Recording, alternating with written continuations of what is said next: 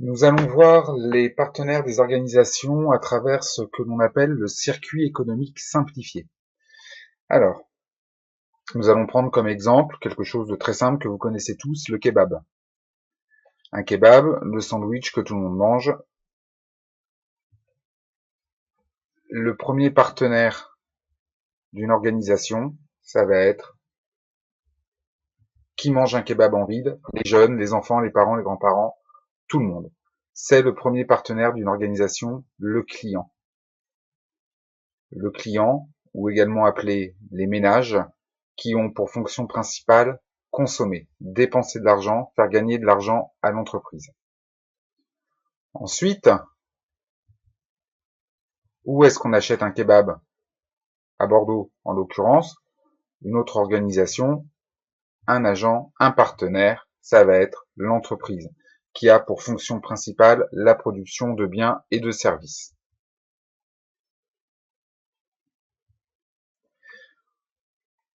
L'autre partenaire d'une entreprise, où êtes-vous avant ou après avoir mangé votre kebab la semaine, par exemple, ça va être dans un lycée, à Trégé. Il s'agit là des administrations, les mairies, les sécurités sociales, les lycées, qui ont pour principale fonction de rendre des services non marchands. Que fait notre entreprise, le kebab Coluche, avec l'argent que vous dépensez? Où est-ce que vous allez chercher votre argent pour payer votre kebab?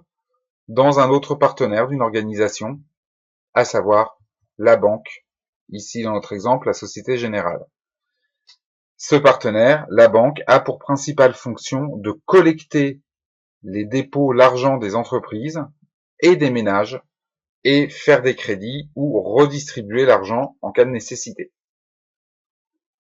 Enfin, autre dernier partenaire des organisations, d'où vient la culture des kebabs, qui a exporté ce plat? Le reste du monde. Notre exemple pour le kebab, la Turquie.